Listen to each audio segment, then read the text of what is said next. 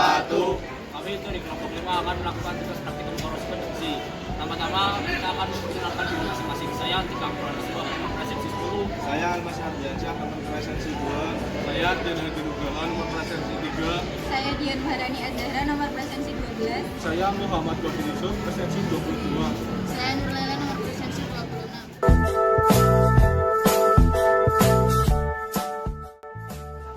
Tujuan dari praktikum ini adalah untuk mengetahui kejadian korupsi pada besi dan faktor-faktor yang mempengaruhinya.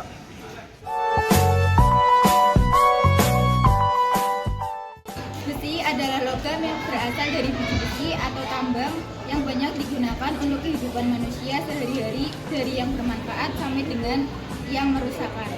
Dalam tabel periodik, besi mempunyai simbol Fe dan nomor atom 26. Besi juga mempunyai nilai ekonomis yang tinggi. Besi adalah logam yang paling banyak dan paling beragam penggunaannya.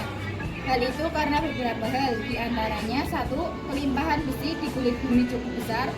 2. Pengolahannya relatif mudah dan murah. 3. Besi mempunyai sifat-sifat yang menguntungkan dan mudah dimodifikasi. Salah satu kelemahan besi adalah mudah mengalami korosi. Korosi menimbulkan banyak kerugian karena mengurangi umur pakai berbagai barang atau bangunan yang menggunakan besi atau baja. Sebenarnya korosi dapat dicegah dengan mengubah besi menjadi baja tahan karat atau stainless steel. Akan tetapi proses ini terlalu mahal untuk kebanyakan penggunaan besi. Korosi besi memerlukan oksigen dan air. Berbagai jenis logam, contohnya zinc dan magnesium, dapat melindungi besi dari korosi. Korosi adalah kerusakan atau degradasi logam akibat reaksi redoks antara suatu logam dengan berbagai zat di lingkungannya yang menghasilkan senyawa-senyawa yang tidak dikehendaki. Dalam bahasa sehari-hari, korosi disebut perkaratan. Pada peristiwa korosi, logam mengalami oksidasi, sedangkan oksigen atau udara mengalami reduksi. Karat logam umumnya adalah berupa oksida atau karbonat. Penyebab korosi. Faktor yang berpengaruh terhadap korosi dapat dibedakan menjadi 2, yaitu yang berasal dari bahan itu sendiri dan dari lingkungan.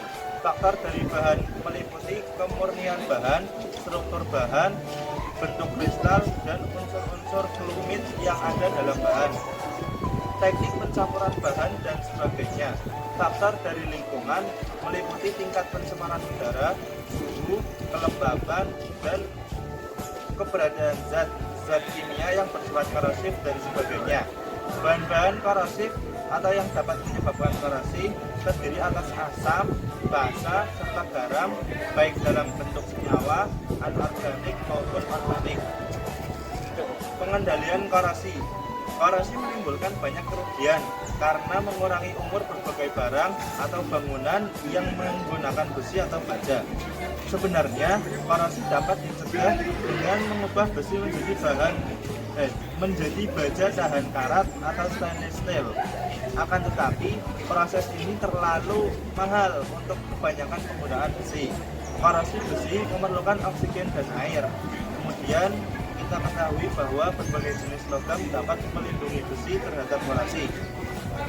Cara-cara pencegahan korosi besi antara lain, yang pertama, mengecat seperti jembatan, pagar, dan raling yang biasanya dicat.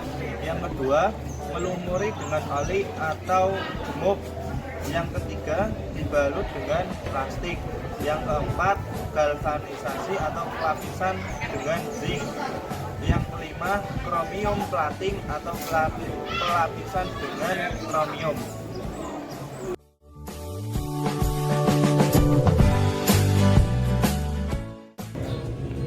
Kali ini saya akan menyebutkan alat dan bahan yang untuk digunakan pada praktek kali ini. Pertama, ada larutan teh, kemudian ada larutan sabun, selanjutnya ada cuka, habis itu ada larutan gula, kemudian ada minyak tanah, ada air laut, ada gelas mineral, ada Sprite, kemudian ada gelas beling, habis itu paku, jangan lupa. Terus plastik, karet gelang dan CaCl, habis itu air mendidih, kemudian ada kapas, amplas, dan air mineral biasa.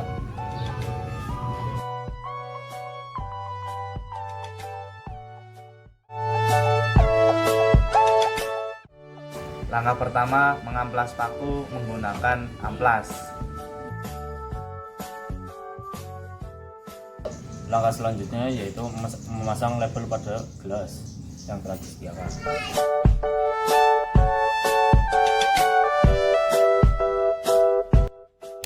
Langkah berikutnya, memasukkan paku yang telah diamplas ke dalam gelas yang telah diberi label.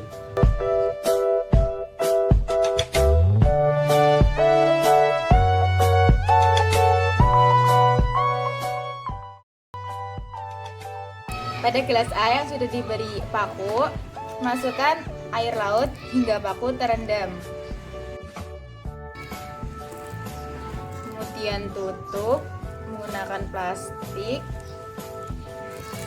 dan beri karet. Pada gelas B, masukkan larutan gula.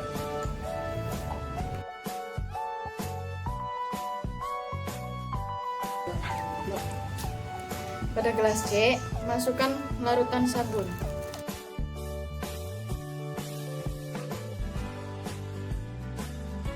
Pada gelas D yang sudah diberi paku, kemudian diberi dengan air cuka.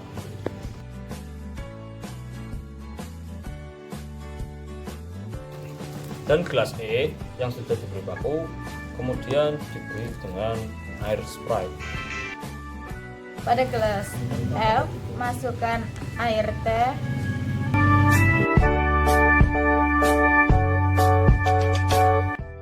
Pada gelas G, masukkan minyak tanah.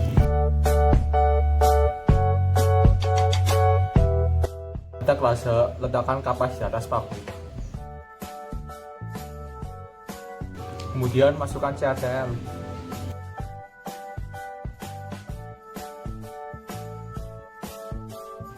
Masukkan air mineral ke dalam gelas I.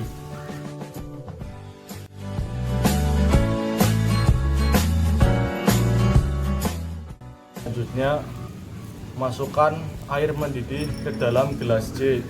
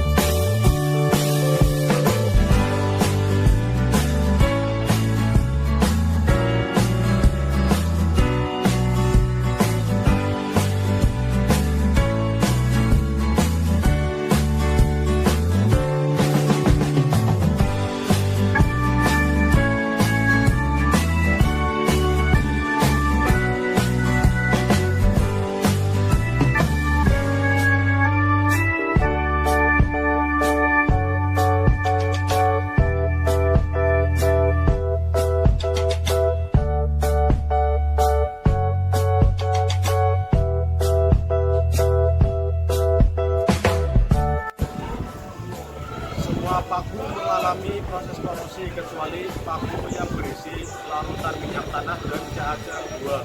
Hal ini karena minyak tanah sebab larutan minyak tanah tidak mengandung oksigen dan larutan ini menghalangi kontak antara logam di paku dengan oksigen di udara.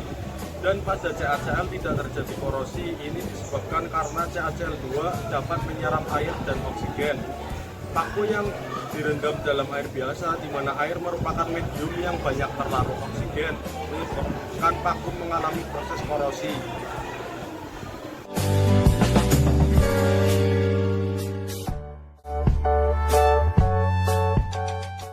Iya, karena oksigen dan air merupakan faktor terjadinya korosi.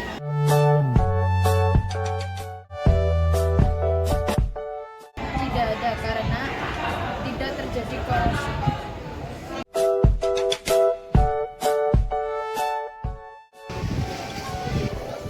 Kesimpulan yang dapat kita ambil dari partitum ini adalah yang pertama, korosi adalah proses yang mengakibatkan rusaknya logam karena pengaruh lingkungan. Proses korosi langsung secara elektrokimia. Yang kedua, paku yang direndam dalam air mineral lambat mengalami korosi karena air mineral mengandung seng. Yang ketiga, suhu dan larutan garam merupakan salah satu faktor penyebab korosi pada paku. Yang terakhir, pencegahan korosi dapat dilakukan dengan melumuri paku dengan minyak atau dengan meletakkan paku pada ruang tertutup agar tidak ada kontak langsung dengan air atau udara.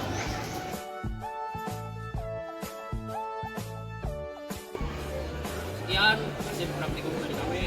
Maaf jika ada salah-salah kata. Wassalamualaikum warahmatullahi wabarakatuh.